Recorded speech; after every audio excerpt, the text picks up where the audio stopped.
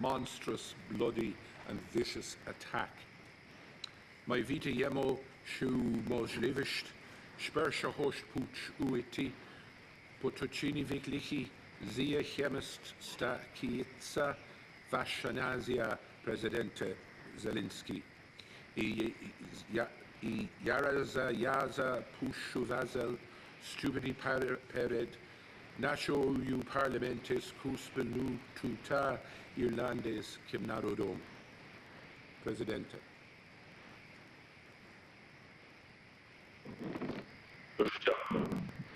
Thank you very much, Mr. Speaker, Mr. Taoiseach, dear senators and members of the Parliament, dear people of Ireland. This night, our territory was again hit by Russian missiles. It was done cunningly, and it hit civilian infrastructure. The new fuel storage depot was hit, and this is viewed by Russia as a target, and this is their attribute. They're destroying things that are sustaining livelihoods to people. They're hitting places where we store fuel, food storage depot, agricultural equipment, and fields. They're mining, putting mines into the fields. They also have blocked all of our seaports, together with the vessels that had already agricultural cargoes for export. Why are they doing this? Because for them, hunger is also a weapon against us, ordinary people, as an instrument of domination. Ukraine is one of the leading food supplying country in the world. Without our exports, this is not just about the deficit and the threat of hunger for more than dozens of countries, Asia and Africa, but even more, because there will be a shortage of food and the prices will go up, and this is reality for the millions of people who are hungry, and it will be more difficult for them to feed their families, especially in North Africa. They are undermining our seed time, they're destroying our infrastructure, and they're deliberately provoking the food crisis. And what will happen as the result of this crisis? At least there will be political turbulence, and as maximum the binges of violence and new refugees who will be looking for saving their lives. Russia is using this hunger weapon. The worst thing is the city of Mariupol. There's 500,000 inhabitant city was put under siege, and they have blocked the access from the soil, from the sea. They are blocking the humanitarian cargo. They are not allowing anything to come through, neither water nor medication. While it was snowing, people could melt the snow to get water. Now they don't have even that. So they are bombing 24/7, airstrikes, bombings in Mariupol. There is no single house left intact in a 500,000 city. None. The dead and killed was simply buried in the yards of the condominiums. And in many cases, they couldn't even do that. The bodies were just left there lying on the streets in the remnants of the buildings in the basements, and we don't know how many citizens of Mariupol have been killed by Russia, but we know for sure that this was part of a general occupation tactics. They have done the same, or they have attempted to do the same with the city of Chernihiv, with the city of Sumy, city of Akhtirka, Kharkiv, Izum, Volnovakh, and many other Ukrainian cities. Maybe you have not heard those geographic names yet, but this is about millions of people that Russia was trying to destroy, continue to do so. When you hear these things, it may seem that this is not possible. It may seem that none in the present-day world will dare to do that, but these are real facts. The fact is that Mariupol cities were drawing the maps of how to find the bodies of the dead who were buried in their yards. The fact is that Russian occupants were killing people on the roads when they were trying to escape the blocked cities. Until today, on the Ukrainian highways, we have hundreds of shot and burned cars. The fact is that Russian soldiers were not even trying to take these bodies out of the streets, while Bucha and Irpin was under occupation. These dead bodies were simply lying on the streets, on the sideways, in the yards of the houses, anywhere. The fact is that in the 42 days of the all-out Russian war, at least 167 children were killed in Ukraine. We don't know yet all the atrocities of Mariupol and the victims in other areas of Ukraine where the fighting is still going on. The fact is that as a result of Russian shelling, 927 educational institutions were damaged, 258 hospitals. They even shot at 78 ambulances. They were targeting even churches and shelters that they knew for sure that there is nobody but women and children, and this is a fact. The country which is doing this doesn't deserve to be in the circle of the civilized countries. It should be held responsible for everything they have done in the Ukrainian soil. They have come to Ukraine as a colonizing army. Their state propagandists and their politicians are not even concealing what they want.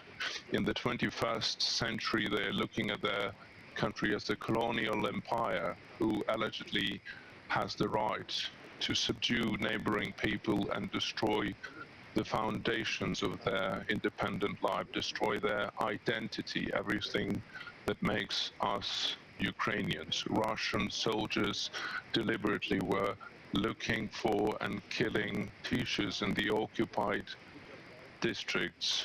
They are abducting local government leaders and they're killing community leaders.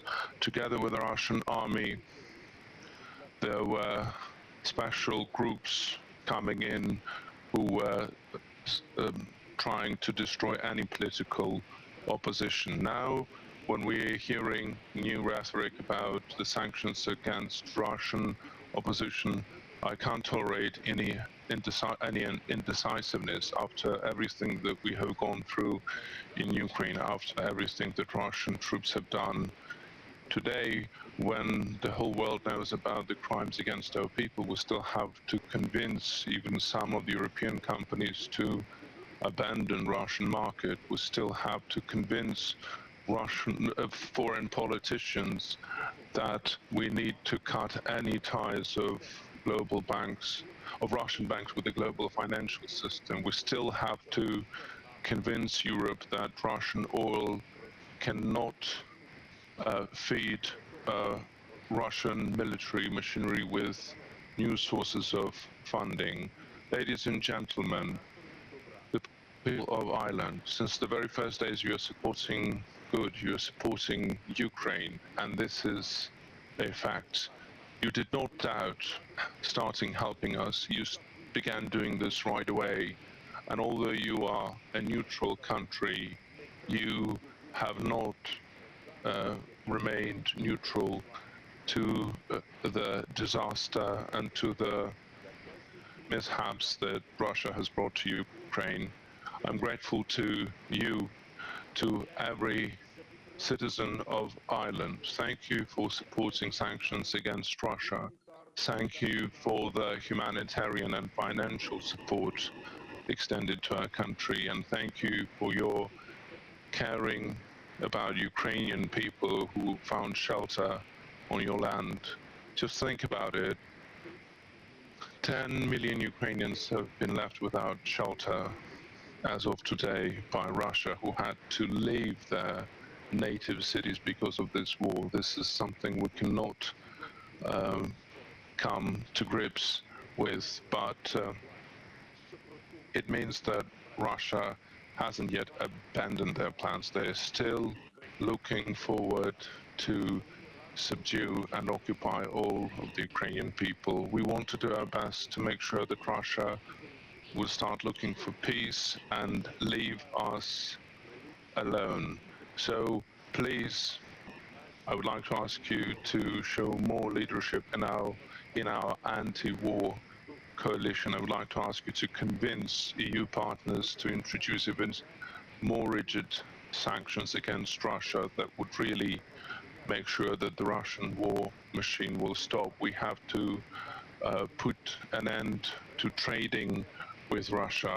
We have to cut ties of Russian banks to the global system, cut the sources of their income from the oil that they use for their weapon and for the killing.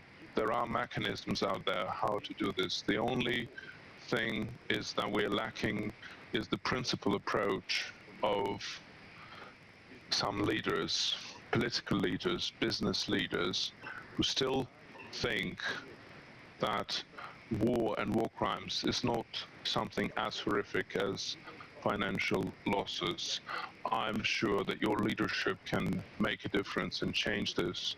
I'm sure that the whole Europe will be able to stop this war and bring peace and stability in the east of Europe. We cannot delay any longer. The longer this aggression of Russia will continue, the worse will be the consequences, not only for our continent, but neighboring regions. Ladies and gentlemen, it's the people of Ireland.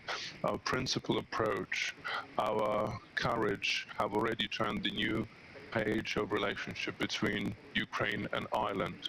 Our mutual understanding and mutual respect is already at a level where it becomes only the question of time for us to start living in our common European home.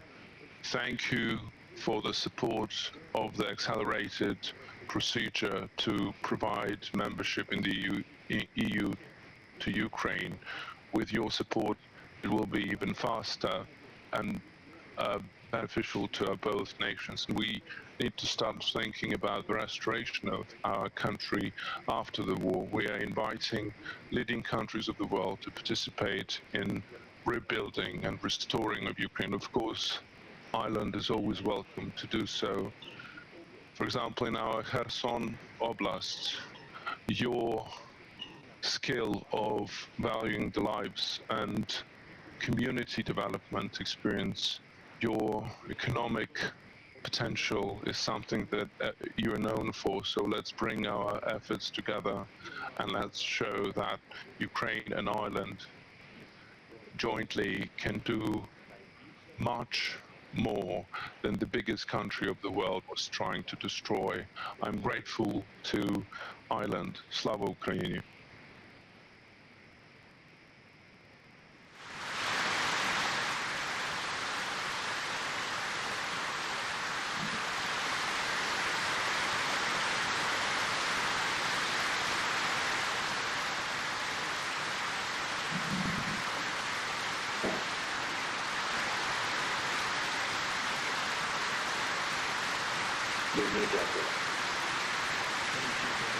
Thank you very much.